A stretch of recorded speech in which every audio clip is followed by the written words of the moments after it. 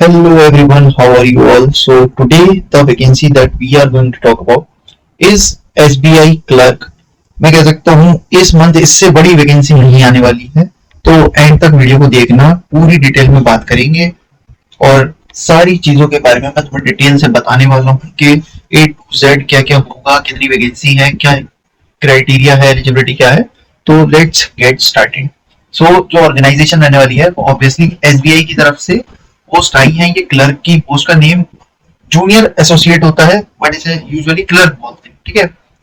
और total vacancy जो है वो है 9124, बट उसमें तुम्हें समझना पड़ेगा 7680 वैकेंसी है जो कि अभी आई हैं, और जो 1444 वैकेंसी है वो लास्ट ईयर की बैकलॉग की वैकेंसी है। जैसे लास्ट ईयर पेपर हुआ था, जो लोग सिलेक्ट हुए उनमें से कुछ लोग जो छोड़ देते हैं जॉब को, जैसे कि कहीं और ज्यादा बेटर जगह उन्हें जॉब मिल जाती है, या कुछ डॉक्यूमेंट में दिक्कत आ जाती है, या किसी वजह से उनकी जॉब पोस्टिंग उन्हें नहीं मिल पाती है, तो वैकेंसी जो होती है वो बैकलॉग में इकट्ठा होती रहती है, और वो बैकलॉग अगली साल की वैकेंसी के साथ निकाला जाता है, जो कि अभी आया है।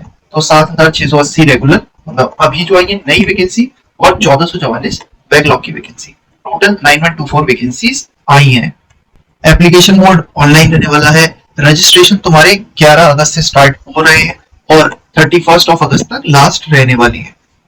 तो जितना जल्दी तुमसे हो सके उतनी जल्दी फॉर्म भर लो, क्योंकि एंड में आके वेबसाइट्स, गवर्नमेंट वेबसाइट्स दिक्कत करती हैं, तो बेटर है पहले ही फॉर्म फिल कर लो ताकि तुम लोगों को बाद में परेशानी ना हो। प्रीलिम्स जो है, देखो डेट कंफर्म नहीं आई है, बट मोस्ट प्रोबेबली सितंबर में हो जाएगा, और मेंस का एग्जाम जो है वो नवंबर तक आपका हो जाएगा। तो मतलब एक महीना प्रीलिम्स के लिए और एक महीना मेंस के लिए मिल रहा है। बात करें वैकेंसीज की, तो जैसे स्टेट है गुजरात, उसमें जो सर्कल है गांधीनगर, उसमें 305 वैकेंसी है, और जो कर्नाटक में बेंगलोर सर्कल है उसमें 39 वैकेंसी, भोपाल मध्य प्रदेश में 59 वैकेंसी, भोपाल छत्तीसगढ़ में 64 वैकेंसी, भुवनेश्वर उड़ीसा में 18, चंडीगढ़ में 5, ठीक है। ऐसे बहुत सारी वैकेंसीज सब जगह से आई हुई हैं, बट एक चीज ये तुम देखना, जो इसमें लैंग्वेज है, ये तुम्हें लैंग्वेज अपने जो तुम्हें आती हो सिर्फ तुम उसी स्टेट से भर सकते हो, क्योंकि एंड में एक लैंग्वेज प्रोफिशिएंसी टेस्ट होता है, इजी सा टेस्ट रहता है वैसे तो, बट क्वालिफाई करना जरूरी है। तो जैसे तुम मोस्ट प्रोबेबली ज्यादा हिंदी में कंफर्टेबल हो या इंग्लिश में, तो हिंदी में मध्य प्रदेश, छत्तीसगढ़, जम्मू एंड कश्मीर उर्दू और हिंदी दोनों, हिमाचल प्रदेश हिंदी, राजस्थान में हिंदी, और हमारा सिक्किम में इंग्लिश और नेपाली, उत्तर प्रदेश में हिंदी और उर्दू। ऐसे ही तुम्हें ये देखना है कि तुम्हारी लैंग्वेज को प्रेफर करती हुई वैकेंसी से, सर्कल से वैकेंसी भरनी है, ठीक है ना। बात करें अगर एलिजिबिलिटी की, तो जो तुम्हारी एलिजिबिलिटी है वो होनी चाहिए ग्रेजुएशन इन एनी डिसिप्लिन। बात करें एज की, तो 20 साल से कम एज नहीं होनी चाहिए और 28 साल से ज्यादा। और जो ओबीसी है उनके लिए 3 साल का रिलैक्सेशन, मतलब वो अगर 31 ईयर तक होते हैं तो उनका मतलब एक्सेप्टेड रहेगी एज। SC/ST के लिए ये 3 साल से बढ़ के 5 साल हो जाती है, और पीडब्ल्यूडी के लिए तो 10 साल, पीडब्ल्यूडी में जो ओबीसी के हैं उनके लिए 13, और SC/ST में पीडब्ल्यूडी के 15 साल। बात करें कुछ टर्म्स की जो ये जॉब प्रोवाइड मतलब आस्क करती है तुमसे, that is probation period. Minimum जो है 6 मंथ का प्रोबेशन पीरियड मिलेगा, जहाँ पे तुम्हें वर्क सीखना पड़ेगा, और जहाँ पे तुम एक्चुअली जॉब में, जब कहते हैं ना जॉब तुम्हारी पक्की नहीं होती है, और अगर तुम उन 6 महीने में ठीक से परफॉर्म नहीं करते हो तो ये प्रोबेशन पीरियड बढ़ाया भी जा सकता है, साल भर 2 साल तक का भी करा जा सकता है। प्रोबेशन पीरियड में तुम्हें सैलरी थोड़ी कम मिलती है, और एक तुम्हें डर ये भी लगा रहता है कि तुम्हारी जॉब पक्की नहीं हुई है। फिर सेकेंड है स्टेट ट्रांसफर, तो तुम्हारा ट्रांसफर 5 साल तक कहीं नहीं हो सकता स्टेट के बाहर, ठीक है ना।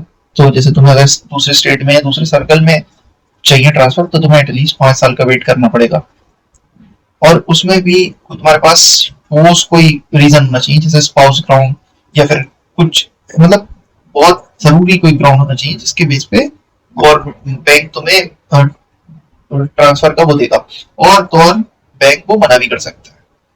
ये जरूरी नहीं है कि ट्रांसफर मिले ही मिले, बैंक के सोलली अपॉन बैंक है ये कि वो चाहे तो दे, नहीं चाहे तो नहीं दे। बात करें नेचर ऑफ ड्यूटीज, तो कॉल करना पड़ेगा कस्टमर्स को, बैंकिंग सर्विस प्रोवाइड करनी पड़ेगी, एडवाइजरी सर्विसेज प्रोवाइड करनी पड़ेगी, क्रॉस सेलिंग ऑफ प्रोडक्ट्स जैसे इंश्योरेंस वगैरह होती है, ये सब सेल करने पड़ सकती है, और बहुत सारी डिफरेंट टाइप की जो वर्क है वो तुमसे कराया जाएगा। बात करें सिलेक्शन प्रोसेस की, तो जो फर्स्ट पेपर है तुम्हारा, जिसे प्रीलिम्स बोलते हैं, उसमें तुम्हें 100 क्वेश्चन मिलेंगे 100 मार्क्स के, और 1 घंटे का टाइम मिलेगा, जिसमें 3 तुम्हारे सब्जेक्ट आएंगे, इंग्लिश, न्यूमेरिकल एबिलिटी और reasoning. And if you clear it, then उसके बाद जो है तुम्हें मेंस का पेपर देना पड़ेगा, जो कि इससे थोड़ा लेंदी और टफ रहता है। टोटल ड्यूरेशन रहती है 2 आवर्स एंड 40 मिनट्स। 200 मार्क्स के क्वेश्चन रहते हैं और 190 क्वेश्चन होते हैं, जिसमें 4 सब्जेक्ट आते हैं, general awareness, general English, quantitative aptitude और रीजनिंग। और तुम इसको भी क्लियर कर लेते हो तो तुम्हारा होता है लोकल लैंग्वेज प्रोफिशिएंसी टेस्ट। मतलब जो जिस भी सर्कल या स्टेट में तुम फॉर्म फिल करते हो, उस स्टेट की जो मैंने अभी तुम्हें लैंग्वेजेस बताई थी, उसका तुम्हारा टेस्ट होता है। तो वो पेपर इजी रहता है, बहुत ज्यादा टफ नहीं होता है, बट हाँ तुम्हें क्लियर करना जरूरी है। 10th और 12th क्लास की इंग्लिश समझ लो या जो भी लैंग्वेज में तुम दे रहे हो, वो 10th या 12th क्लास तक की आती है। उसमें भी तुम्हारा 2 तरीके का टेस्ट होता है, वर्बल और नॉन वर्बल। और मुझे लगता है ये तुम्हें पता होगा, वर्बल मतलब बोलना, नॉन वर्बल मतलब रिटन टाइप जो टेस्ट होता है। रिटन में भी फिर तुम्हारे 2 टेस्ट होते हैं, ऑब्जेक्टिव और सब्जेक्टिव। ठीक है, तो आई होप मैंने तुम्हें सारी इंपॉर्टेंट चीजें बता दी होंगी। And if you think I missed out on something, please do comment it down. मैं तुम्हें कोशिश करूंगा कि कमेंट में ही वो चीज बता दूं जो मैंने मिस कर दी हो। ऑल्दो मैंने लगभग सब कुछ बता दिया है तुम्हें, और तुम्हें कोई अगर डाउट्स वगैरह भी हो तो तुम वो भी कमेंट्स में पूछ सकते हो। So this is all from my side. Have a good day, take care, bye bye.